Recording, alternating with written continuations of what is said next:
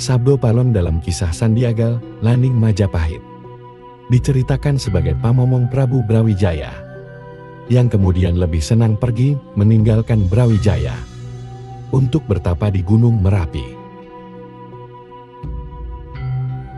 Sabdo Palon ini dalam mitologi Jawa penuh misteri. Namanya saja sudah mengandung makna yang multidimensial. Lalu sebenarnya siapa Sabdo Palon ini? Sabdo Palon diyakini masyarakat Jawa sebagai Yang Borekso, tanah Jawa. Sabdo Palon merupakan derivatif dari Yang Ismaya atau Semar, sang pamomong. Artinya bahwa yang diasuh oleh Sabdo Palon adalah orang yang memiliki kedaulatan spiritual, yaitu penguasa yang agung Pinantoro, penguasa yang dipatuhi oleh rakyatnya dan disegani oleh negara lain. Kisat yang diyakini para ahli kebatinan. Tugas Sabdo Palon terakhir mengasuh Prabu Brawijaya di Majapahit. Sabdo Palon memilih berpisah dengan pamomongnya lantaran Brawijaya pindah agama. Dengan begitu, Brawijaya dianggap kehilangan kedaulatan spiritualnya. Sabdo Palon memilih lengser dari kedudukannya dan bertapa di kawah Gunung Merapi 500 tahun. Dan selama itu, Nusantara tidak punya kedaulatan spiritual lagi. Telahan lain mengkaji bahwa pemahaman akan Sabdo Palon tidak seperti itu. Tidak pernah orang Jawa menolak keyakinan suatu agama. Bahkan dengan amat pandai, orang Jawa meramu berbagai agama. Bahkan mendukung agama-agama yang masuk ke Nusantara. Sampai zaman keemasannya. Tuntunan Jawa bagi penyembahan pribadi diserahkan kepada masing-masing pribadi. Pokoknya, paham dasar yang harus dilaksanakan setiap manusia ketika hidup dan bergaul dengan sesama ciptaan Tuhan. Makhluk apapun, kewajibannya adalah ikut memperindah kehidupan yang sudah indah.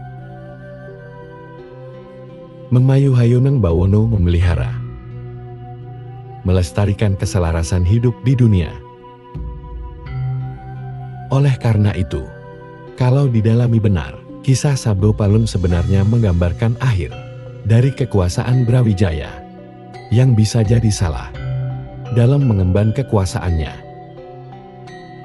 Bahkan ada suatu tambang Dandang Kulo yang berkisah bahwa hancurnya Majapahit juga dihantam oleh bencana alam. Bisa jadi gempa bumi ataupun tsunami. Tetapi berkait dengan Raja Brawijaya yang di ujung dengan kekuasaan dan kekayaan yang luar biasa, lupa kepada amanah kekuasaannya. Brawijaya memiliki selir yang banyak sekali, sehingga berputra banyak, dan masing-masing putranya diserahi kekuasaan. KKN pun terjadi ketika itu. Tidak hanya KKN, Malimah Madak, main minum maling meto juga terjadi. Majapahit kemudian kehilangan kewibawaannya. Negara besar itu menjadi ringkih. Maka ketika diserang oleh kerajaan lain, rakyat pun enggan untuk ikut mempertahankan pemerintahan penguasanya yang sudah tidak karuan, yang tidak mempunyai kedaulatan spiritual lagi.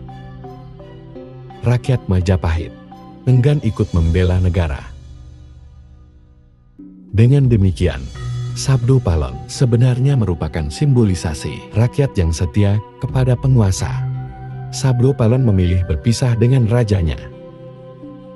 Berarti rakyat sudah tidak setia lagi kepada pemerintahannya, lantaran para penguasa sudah kehilangan kedaulatan spiritual. Norma kehidupan Majapahit kacau.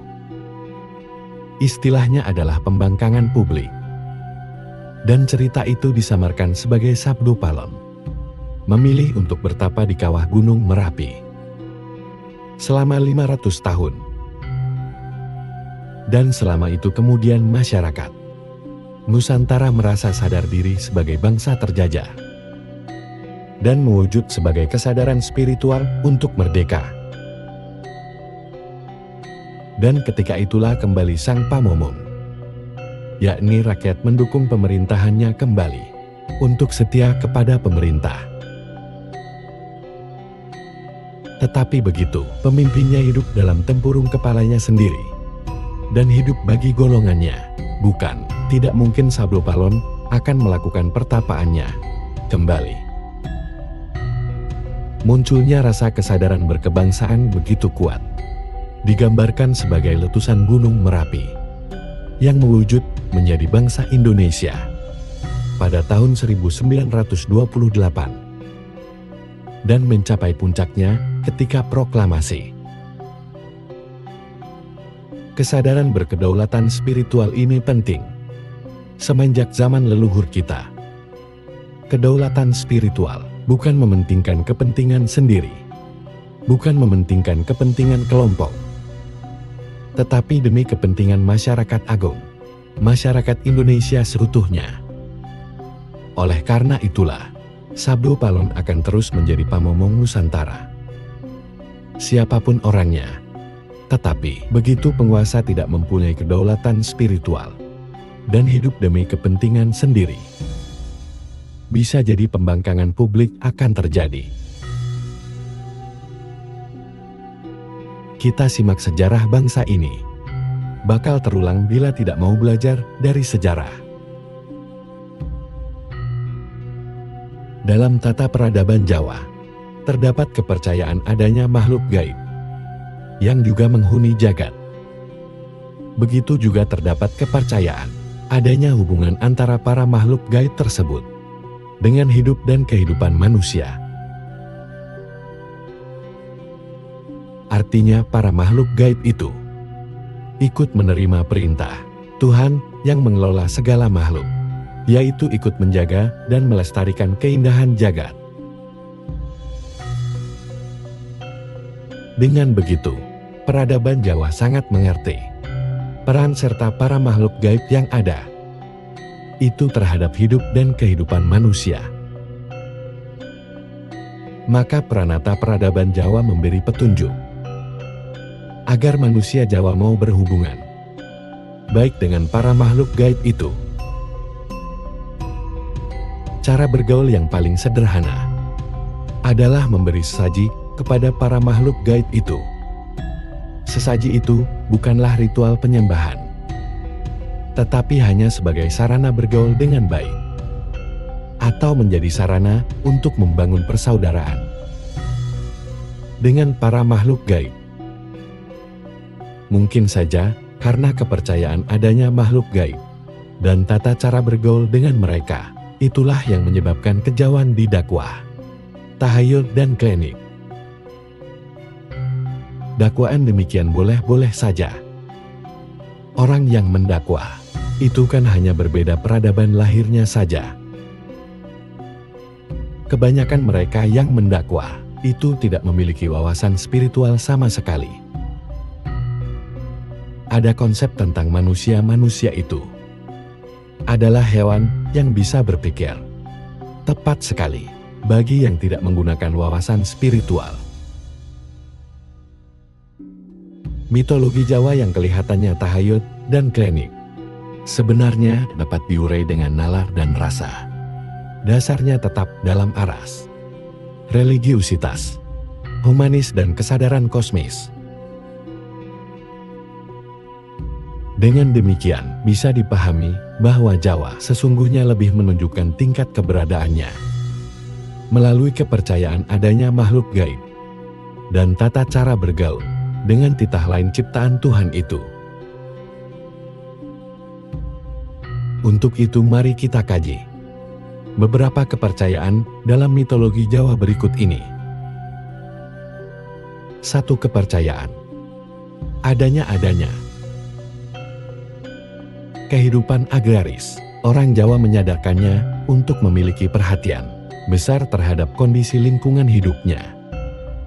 Gunung Samudra Kumuh, Kawah Sandang, Telaga Bengawan, hutan, dan sembarang tempat apa saja yang ada di sekitarnya dianggap memiliki daya pengaruh terhadap keadaan hidup manusia.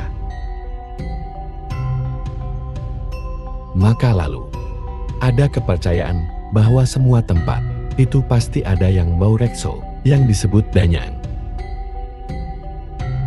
Tempat-tempat tinggal para danyang yang bau rekso tadi lalu diberi tanda berbentuk patung atau arca.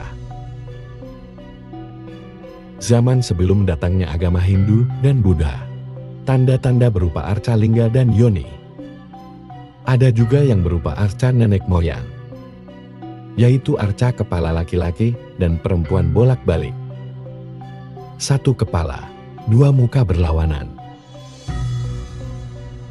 Setelah datangnya agama Hindu dan Buddha, tanda-tanda tadi diubah dengan arca-arca, betara atau batari. Walaupun para leluhur Jawa dahulu senang membuat pertanda di tempat-tempat yang dianggap tempat bermukimnya para danyang semara bumi. Namun demikian, bukan lalu dengan gampangan dianggap bahwa leluhur Jawa itu animis guyon, Tuhan dan klinik. Tujuan memberikan tanda itu tidak lain hanya untuk menunjukkan bahwa tempat pertanda itu merupakan tempat berkumpulnya energi gaib yang harus dihormati dengan memberi sesaji. Hormat dengan memberi sesaji itu bukan ritual penyembahan, tetapi seperti halnya tanda pergaulan dan persahabatan sebagai sesama makhluk Tuhan. Sesama manusia yang saling berkunjung pun juga biasa saling memberi kunjungan atau buah tangan. Malah seandainya dinalar yang lebih dalam, upaya para leluhur memberi tanda arca di setiap sendang, telaga dan sumber air yang bermanfaat bagi kehidupan masyarakat luas. Itu justru termasuk upaya cerdas dalam rangka menjaga kelestarian sumber daya alam. Sumber-sumber air tadi akan dianggap tempat wingit, sakral terhormat, bukan sekedar angker dan ditakuti, agar semua warga di sekitarnya mau merawat dan melestarikan sumber air tadi dengan baik. Tidak ada warga yang berani menjamahnya dengan sembarangan, apalagi merusaknya. Sehingga sumber air tadi dapat lestari dimanfaatkan oleh masyarakat luas. Bandingkan dengan kondisi zaman sekarang, tantang perlunya diberlakukannya Undang-Undang Sumber Daya Air. Bukankah itu terjadi karena sumber-sumber air yang semula bermanfaat sebagai sumber pengairan, persawahan, dan pertanian pada umumnya, lalu dijamah sembarangan oleh para pengusaha air minum? Pertimbangannya semata-mata karena keserakahan ekonomi. Dua kepercayaan. Adanya dewa-dewa. Dalam peradaban Jawa, memang ada kepercayaan adanya dewa-dewa yang ikut menentukan keadaan jagat. Mungkin saja kepercayaan akan dewa-dewa Jawa itu merupakan campuran peradaban Jawa, Hindu-Buddha, karena ada banyak kemiripan sebutan dewa duanya. Misalnya Dewa Batara, guru sebagai pemimpin para dewa. Kepercayaan demikian juga terdapat di peradaban Bugis, Punoi, Lagalihu peradaban Batak, para Malim peradaban Minangkabau, atau Bakaruyung, Dayak atau Kaharingan, dan sebagainya. Bila diperhatikan lebih jauh, kepercayaan Jawa akan dewa ternyata tidak sama dengan sistem dewa Hindu. Dewa-dewa Hindu yang disebut Trimurti, Brahma Wisnu, Siwak di Jawa dianggap anak, Batara guru, dan masih diberi saudara dewa yang banyak sekali jumlah dan jenisnya. Apalagi kenyataannya, dewa-dewa di Jawa itu tidak disembah derajatnya.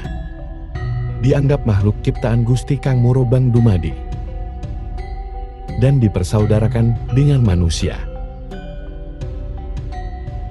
Bila dikaji benar-benar, sesungguhnya menurut kepercayaan Jawa, kejadian jagat raya sisinya jelas bahwa diciptakan oleh Sang Hyang Wenang. Sebutan sesembahan asli Jawa.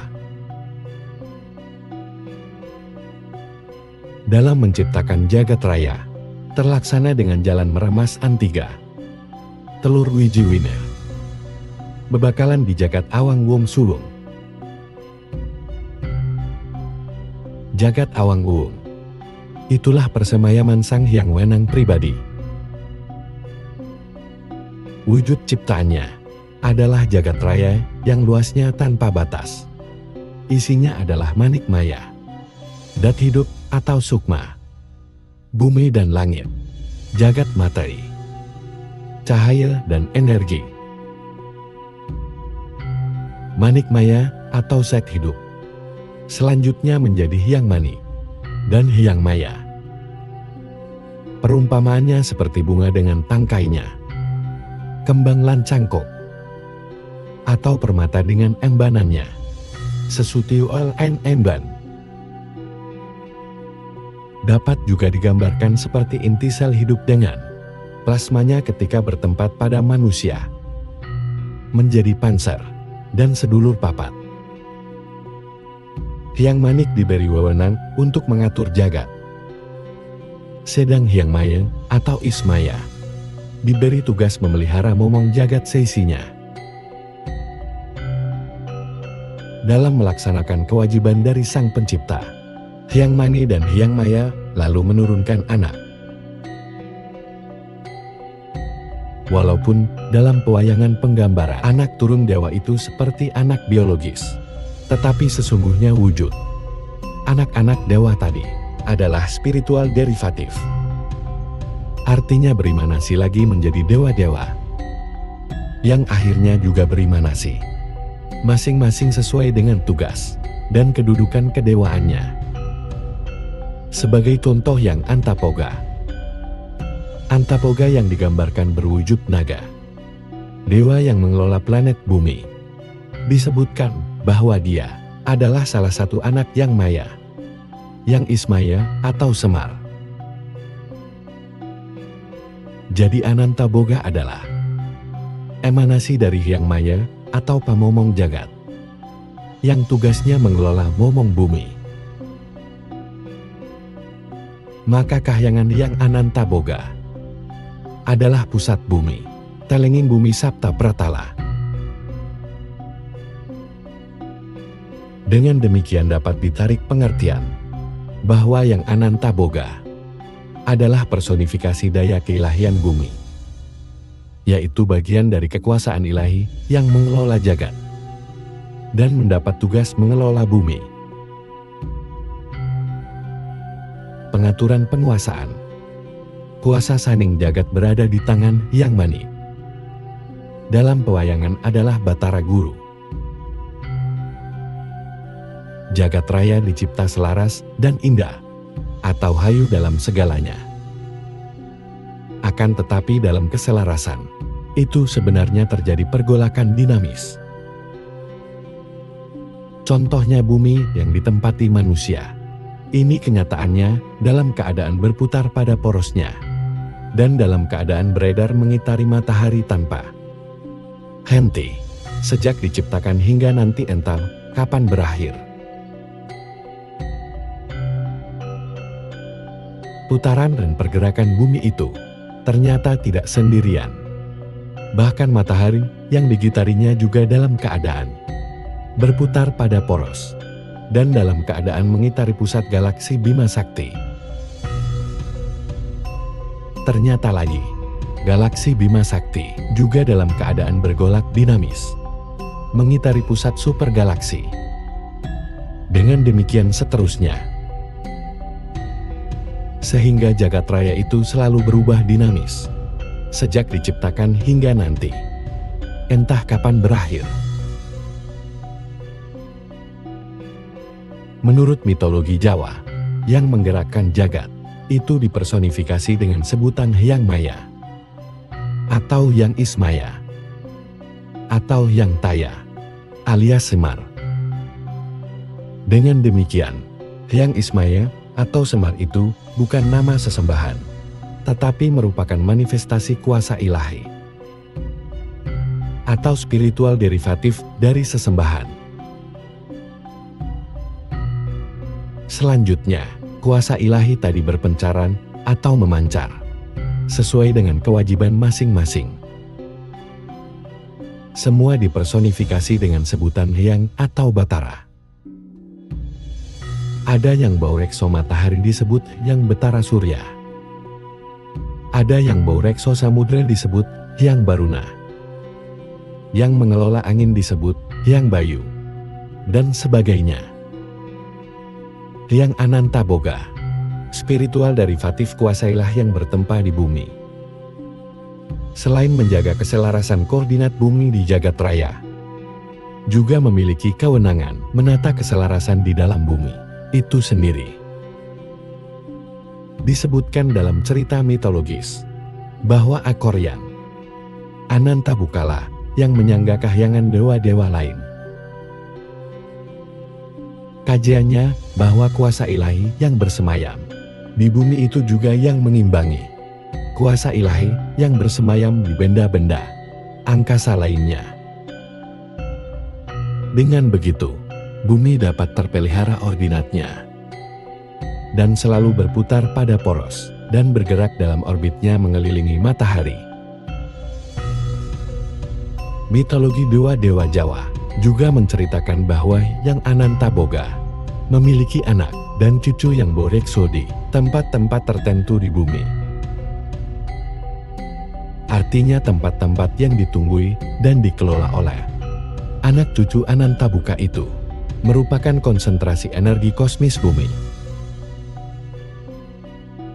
Setiap tempat yang ada konsentrasi energi kosmis bumi dianggap wingit dan ditempati oleh danyang yang berwujud naga atau ular danyang. Menurut mitologi Jawa, ular danyang itu dianggap anak cucu yang Ananta Boga. Menurut mitologi Jawa, kahyangan para dewa untuk menjaga keselarasan bumi bertempat di Gunung Tenggur atau Himalaya. Akan tetapi, dewa-dewa juga membangun kahyangan di Gunung Mahendra atau Gunung Lawu di Jawa. Maka lalu, ada keyakinan bahwa Gunung Lawu merupakan konsentrasi energi spiritual yang berkaitan dengan mandat kekuasaan dari para dewa untuk para penguasa Jawa. Konsentrasi energi spiritual itu disebut jamur pipa. Selanjutnya, ada kepercayaan bahwa siapa saja yang dapat menghisap atau menyerap energi jamur pipa dapat ditempati wahyu keraton dan dapat menjadi penguasa di Jawa. 3 kepercayaan akan Lemut dan Ratu Kidul. Bumi itu dalam keadaan berputar dan beredar mengelilingi matahari dengan tetap. Ordinatnya di jagat raya juga tetap. Tidak pernah jungkir balik.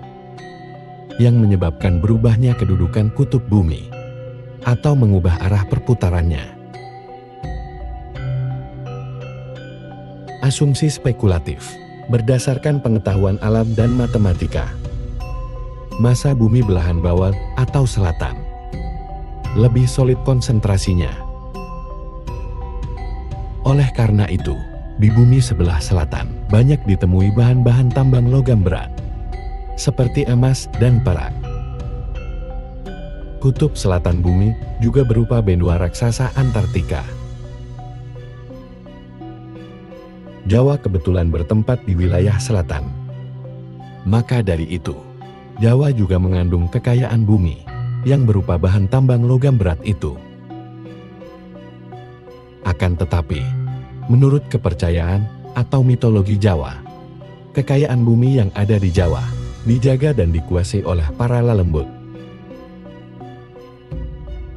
Setiap golongan lelembut memiliki pemimpin masing-masing, seperti masyarakat manusia.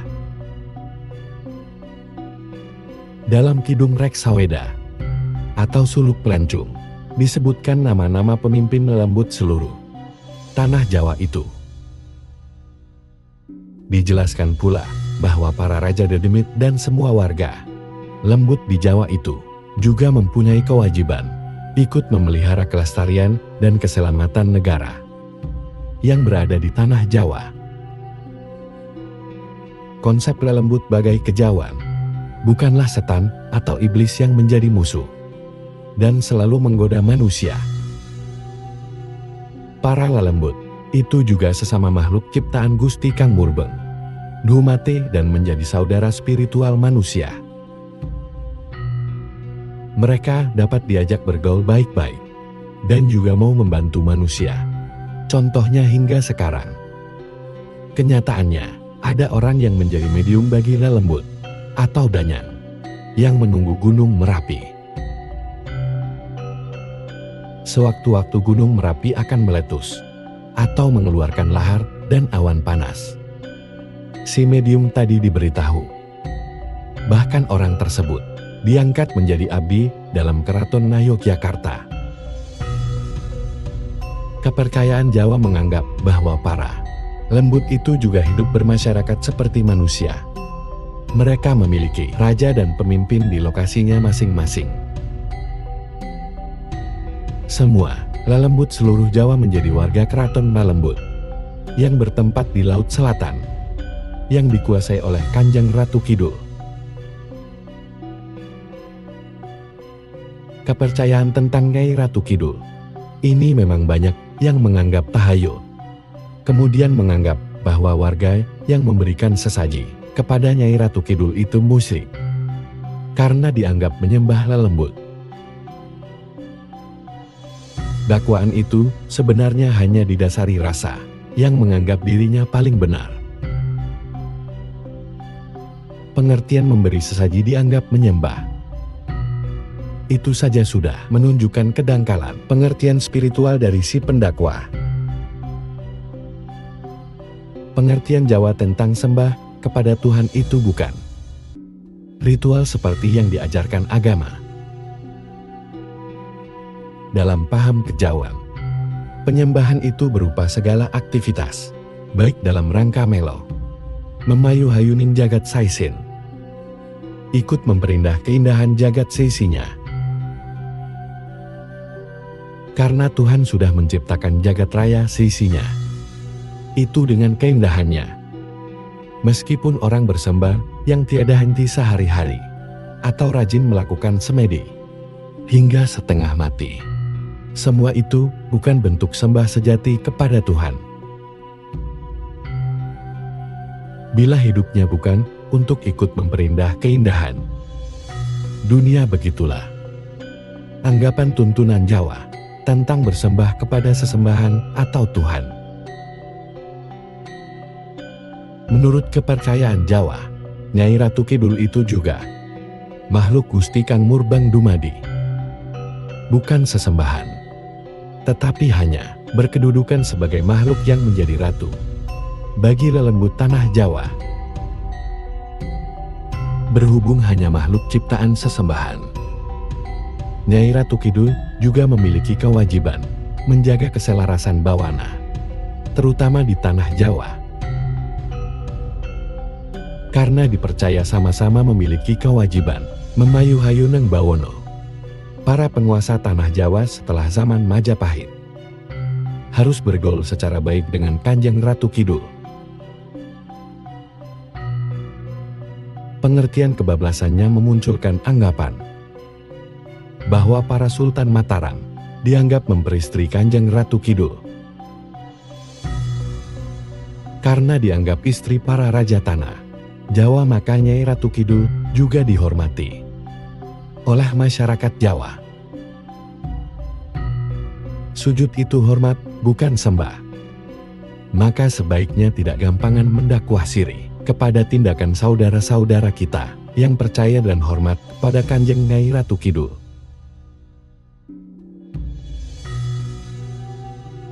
Kira-kira saja, tidak ada ajaran agama apa saja yang memerintahkan memusuhi tata perbuatan manusia lain yang tidak sama dengan isi ajaran agama yang terdapat di dalam kitab suci. Berbagai cerita, legenda dan mitologi berkembang tentang Nyai Ratu Kidul. Ada yang mengatakan bahwa dia adalah putri Sekar Kedaton, putri pertama dari Permaisuri Mainan, yaitu anak perempuan Prabu Jayabaya yang bernama Dewi Angin-Angin. Ada juga yang mengatakan bahwa dia adalah putri Pajajaran, saudara dari Dia Pitaloka, putri dari Sri Baduga yang ikut Belapati Puputan dalam insiden Bubat. Ada lagi cerita yang mengatakan bahwa Nyai Ratu Kidul adalah seorang raja putri di zaman keemasan wangsa-wangsa di Jawa Tengah yang berhasil membangun Prambanan dan Borobudur. Zaman itu, ada yang menamainya sebagai zaman Majapahit pertama. Zaman keemasan itu secara misterius ditutup oleh Sang Hyang Wenang, sehingga hanya meninggalkan monumen atau petilasan yang berupa candi-candi. Bisa dibayangkan, suatu zaman keemasan yang mampu membangun candi-candi demikian megah dan kuat kok tidak meninggalkan harta karun. Juga tidak meninggalkan, misalnya kerangka manusia yang terkubur. Dalam dongeng peristiwa penutupan zaman Majapahit itu, seluruh makhluk hidup dan harta bendanya disembunyikan oleh Ki Lurah Semar, yang seterusnya dijadikan lembut yang mendiami tanah Jawa. Rajanya ia Raja Putri Kanjeng Ratu Kidul itu. Benar tidaknya silahkan dinalar-nalar sendiri. Namun demikian, berhubung sudah berbentuk dongeng, cerita itu bisa mengandung kebenaran, bisa juga memang salah sama sekali.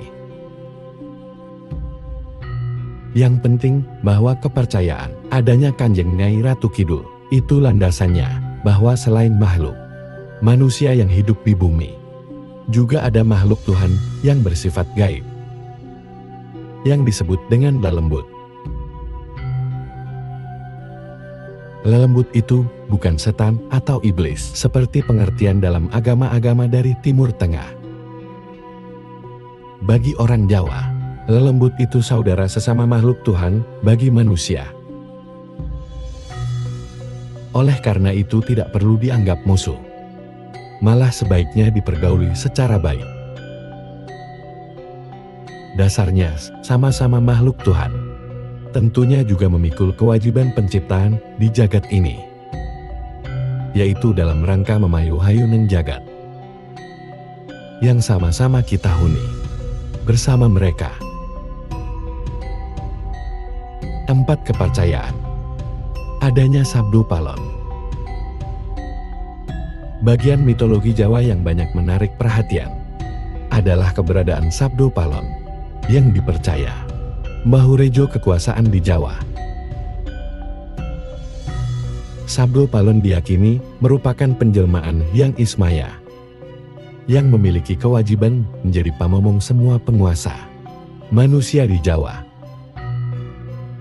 Mitologi ini sebenarnya memiliki makna bahwa para penguasa yang diasuh Sabdo Palon merupakan penguasa yang memiliki kedaulatan spiritual, yaitu penguasa yang agung Pinantoro. Penguasa yang dipatuhi dan dicintai oleh seluruh rakyatnya dan disegani oleh penguasa-penguasa negara lain. 5. Kepercayaan adanya pulung dan wahyu. Dalam hidup bermasyarakat, orang Jawa percaya akan adanya pulung dan wahyu yang berkaitan dengan kekuasaan negara. Orang Jawa percaya bahwa para penguasa negara itu mendapat pulung atau wahyu keraton Sebab hanya manusia yang unggul, yang bisa dan kuat menerima amanah, menjadi penguasa negara, menjalankan amanah kepamomongan atas seluruh wilayah kedaulatannya. Sembodo ngembat pusaraneng projo. Unggulnya manusia penyandang wahyu atau pulung itu, bukan yang nampak dalam tata lahir, melainkan juga mencakup kewibawaan atau harisma dalam memimpin rakyat. Pulung artinya keberuntungan yang diberikan Tuhan kepada seseorang, sehingga orang itu dapat menjadi penguasa. Sedang wahyu adalah wujud kelebihan yang diberikan Tuhan kepada seseorang yang dikehendakinya dapat melaksanakan tugas sebagai raja. Pulung memang suatu kepastian dari mengelola makhluk, tetapi pulung bisa juga nemu. Seperti yang dilukiskan dalam cerita wayang, Petruk jadi ratu. Cerita itu sebenarnya untuk menyindir orang kecil yang nemu burung penguasa, sehingga menjadi raja. Padahal jadi raja itu perlu berbagai syarat, kebisaan macam-macam, yang umumnya tidak dimiliki oleh wong cilik seperti halnya Petruk. Makanya setelah menjadi raja dan memiliki kekuasaan, Petruk jadi lupa daratan.